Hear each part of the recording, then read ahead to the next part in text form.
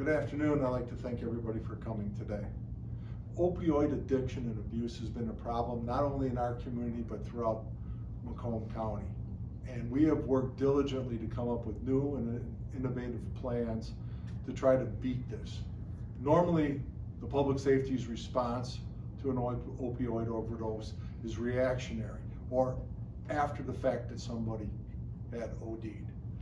What we're trying to do now is come up with something that we can help those so they don't do it again, or to stop them or getting on the road for rehabilitation. We have worked with FAN in the past, and we've come up with they've come up with a great plan that we are being part of. Today's our kickoff day to work with the Combat Quick Response Team.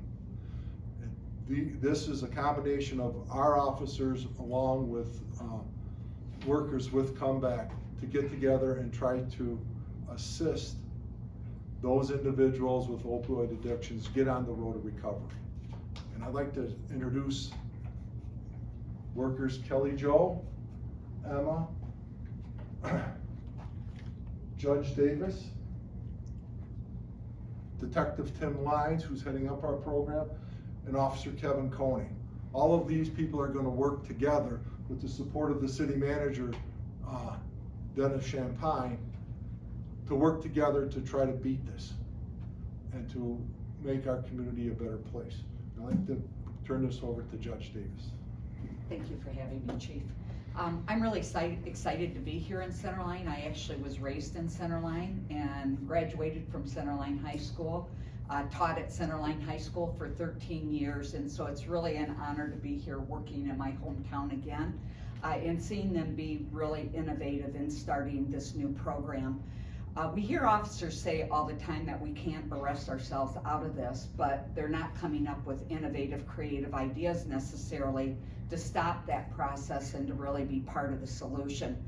When I was raised in Centerline, community policing was something that just happened all the time. As a kid, I knew my officers in my neighborhood intimately.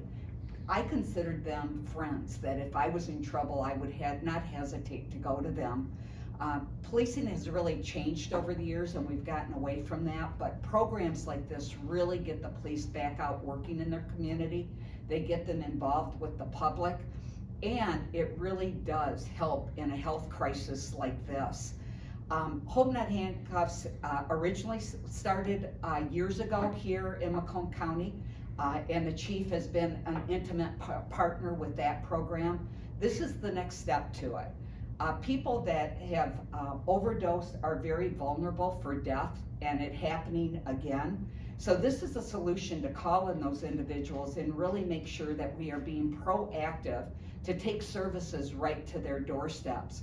Individuals do not need to fear being arrested when we show up at their houses. They're just there for a wellness check and to bring very needed services to the family. We want to meet you where you're at. If you're not ready to stop, we still want to provide services to you to help keep you healthy and safe in the process. And family members suffer as much as the person that is suffering from the substance use problems. We will offer family coaching to the family so that they can start their journey to recovery. I went through this with my daughter many years ago, and I would have given my right arm to talk to a family member that had gone through this, that could kind of coach me and give me the ins and outs in it and help me help her. And that's what our family coaches do every day, is they really assist families in making good, intelligent decisions that will encourage their loved ones' recovery rather than keeping them in their addiction. This is a major health pandemic. We don't have the same response to this pandemic that we have other pandemics that we've gone through. We saw what the community was capable of with the COVID crisis, where we changed everything we did in this country almost overnight. We're losing 100,000 people to overdoses every year, and the system is lagging behind. So it's boots on the ground programs like Families Against Narcotics, our quick response team, Hope Not Handcuffs, our redirect problem, that is really meeting people where they are, going to them and offering services and help, and trying to create a system of care where you don't just go to treatment and come out and you're left on your own, but we stay with you for a full year. We know that it takes that amount of time for your brain to heal, and we want to make sure that we give you your best chance at recovery by providing a continuum of care for you that will work if you really dive in and work with this program. Don't wait for an overdose to happen. Reach out to the chief and his staff and let them know that you need services and you need help. We'll come right to your doorstep and bring those services to you, and hopefully help you start living the healthiest lifestyle that you can possibly have. We really appreciate the chief and these gentlemen that are willing to work in this. It has been my pleasure to work with law enforcement. We oftentimes hear about the bad they're doing. It's really nice to be able to highlight the good that they do and how willing they are to work in the community. Many police officers have families and friends that have suffered from addiction, so they truly want to be part of the solution and not part of the problem. And when they step out and they do programming like these, we need to give them kudos for coming forward and really being innovative and taking a different look at this, rather than an arrest and throw away the key model, help and let's see where we can help you get to model. I appreciate all of you being here, and we will open it up for questions at this time. Any question? Judge, do you have a personal investment in this? What brings you here today? I run Families Against Narcotics. I am their executive director. So I always love to be at these events when we are starting new community partners that are doing the right thing and give them the accolades that they deserve. And I have a personal stake in this. You know, I have a family member that went through this. I watch my community, families, and friends that suffer through this. And I want to be part of that solution. It's something I'm incredibly passionate about. And I will say that the entire FAN team will go that extra mile to help anybody. I'm proud to work with this group of people.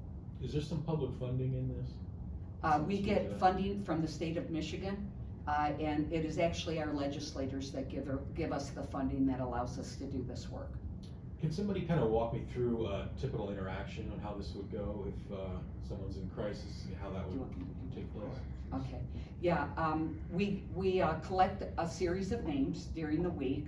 It might just be something that one of these officers knows somebody that's really struggling with addiction that may have overdosed in the past, but they know that they're still using. They'll put their name on that list, or if there have been overdoses in this area, those names will get added to the list. If somebody called for help, that will get added to the list.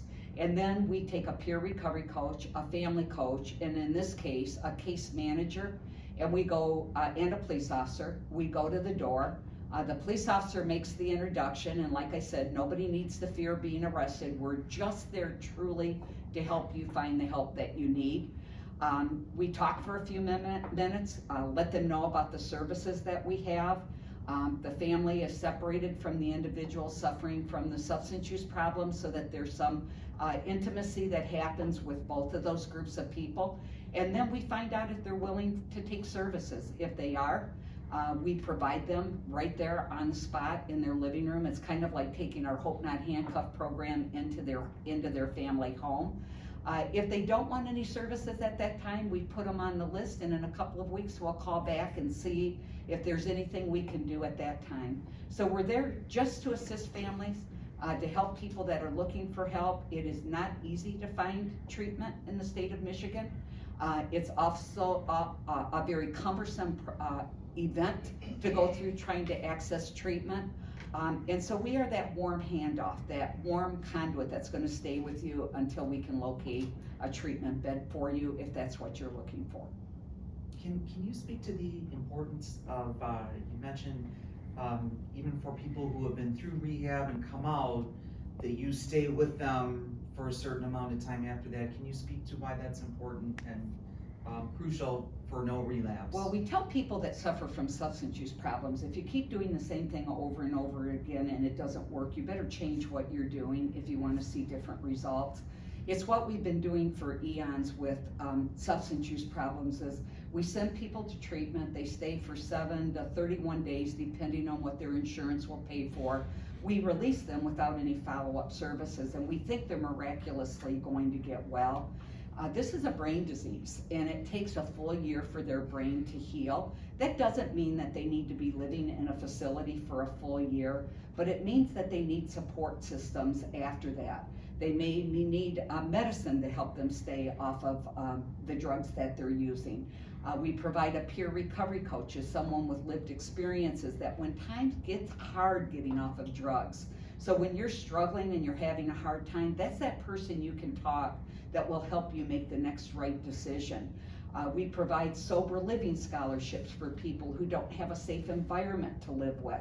So we've created a system of care around that person. We do all kinds of things like yoga for recovery, trying to help the person live their best lifestyle while staying off of drugs or at least moving in that direction. So it's really important that we create a system of care that for a minimum continues to stay in contact with that individual, see if they're starting to waver in any way, shape, or form, and helping them get right back into services that are needed if that starts to happen. We've had incredible success with that model, and it's something that we want to offer every citizen in the state of Michigan.